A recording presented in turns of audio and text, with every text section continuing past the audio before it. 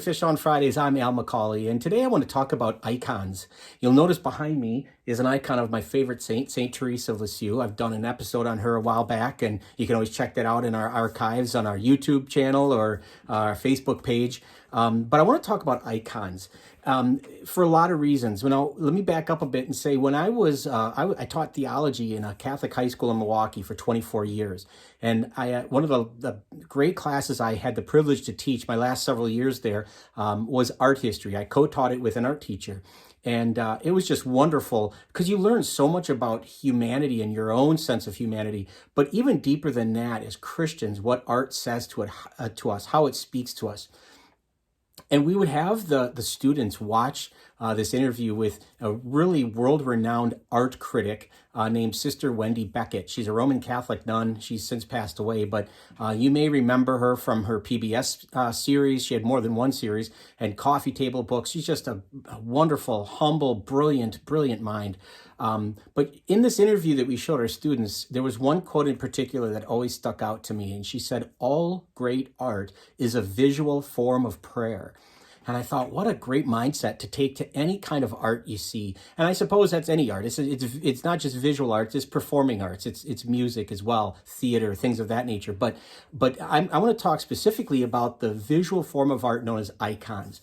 And there's been a controversial history with icons because just after the early church, icons were everywhere. Images of Christ and the saints, and certainly of Mary. This caused quite a controversy, especially toward the eastern part of Christianity, whether or not it's a violation of the first commandment. Are we worshiping, stone and wood and images, graven images, as opposed to worshiping God? And the Second Council of Nicaea in 787 put all that to rest and said, you know what? If you pray with icons, it's like praying with the gospel. It's just a different form of understanding the truth. You can read the gospels and get the truth about Christ, or you can read, if you will, quote unquote, read art in these icons. And so I want to talk about that. I want to give you some insights into icons so it can hopefully bring you to a place where you can pray with them, because that's ultimately what we are to do with icons. As Christians, we look at icons in three ways. There are three major goals that we have with icons. Number one, we have to recognize that they're highly symbolic. These are not high school photographs of saints. Camera wasn't invented until the middle of the 19th century, so we don't know if this is what even people look like. Some of these saints from the early church, for instance. But these are symbolic, highly symbolic snapshots, if you will, or representations of people. They're not meant to be literal as much as they are symbolic. The second thing is to recognize that they are forms of prayer. We're called to pray with them. What lessons can we learn by the symbols that are encoded, if you will, in these icons? And then the third thing to remember about icons is that they all, like everything, like the Gospels, they are to draw us into a relationship with Christ, into deeper worship of God. That's what icons are about. We don't praise or worship the stone, the wood, the colors. We learn from them, and they engage our senses in such a way that we can better approach God, better understand God, and take God into our lives, into our hearts, so that we can better live like Him. That's ultimately the goal and the purpose of praying with icons and understanding icons. Throughout the course of this episode, you're going to see several examples of icons that we'll put on display here for you to look at. But there's certain characteristics about all icons that are important to remember before you go to pray, to think about them in a meditative or a contemplative level. The first is this: there are no shadows at all in icons. They're very one-dimensional or two-dimensional at best, but there's no shadows, because there's no shadow with God. There's only perfection. So shadow would indicate sin or evil, and so there's none of that there. So you'll notice that there are no shadows, number one. Number two, you'll notice in icons there is no background.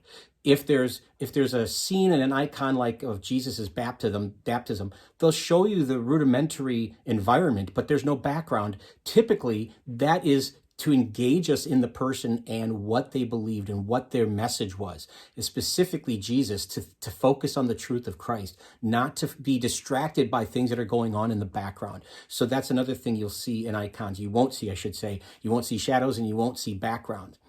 The third thing you won't see in icons almost invariably is you will not see open mouths. When the people are depicted, whether it's Christ or Mary, their mouths are always closed. The idea is not because they didn't talk, but it's to remind us to be silent, to approach this in a form of prayer, to approach the icon with a form of prayer, to let the symbols talk to us, let the colors speak to us. And that's what I want to talk to you about next. The colors and icons are almost universally symbolic. The cooler the colors are on the palette, so the dark blues, the violets, the indigos, those are closer to the divine, to heaven, to the sky. So we think of Mary, we think of Jesus. Oftentimes there's blues involved in the icon to represent proximity or closeness to the divine. Mary is the great example of that. The warmer the colors are, the oranges, the yellows, the oranges, the reds, the more earthy they are, the lower on the color scale they are. And so we think about blood, we think about passion. Those are very human things. And so we're reminded of those human elements of our lives more with those colors. So when you think of Jesus, for instance, in icons of Jesus, he's almost always portrayed, not every time, but almost always portrayed wearing some form of purple because it represents royalty. Again, color, cold color represents closeness to the divine. It's royalty. He might have gold on there to represent his kingliness. These are very important. The red that we see in icons of saints oftentimes represents that they may be a martyr because they shed their blood. They may be someone of great passion and for their faith and why they died. So red is the color oftentimes associated with martyrdom. But these colors are important because they give us a sense of an emotion and a sense of encountering the subject in such a way that they become more accessible. And if they're more accessible and relatable, then we can pray better and ultimately come to Christ better. In summary, there's no one way to pray with icons. There is a specific prayer experience called Visio Divina, which means sacred seeing. And there are books and websites devoted to this practice. The gist of Visio Divina, or praying with any art, is to focus on one very specific element of the image, and then to broaden your sense to the whole image and take it all in.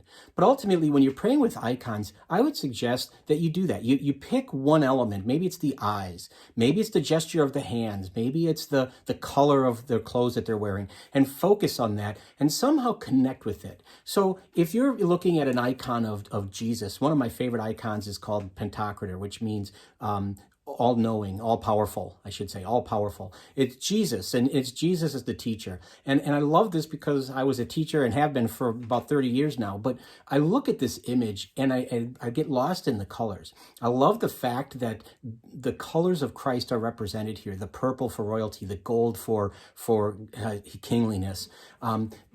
There's something about that. It makes me connect with him. So when I pray through that icon, I can connect to Jesus the King, or I can connect to Jesus, God, as God, not just his human sense, but his divine sense.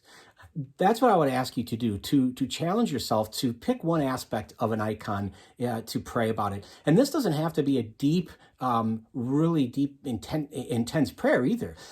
We have icons in our home, as you see, like I said with St. Therese, and just to stop a few moments, just to pause and take notice of one aspect of it, and then to pray about it and say, God, help me to know how you're speaking to me through this image, through this saint, through your Mother Mary, through this image of yourself, whatever the case is.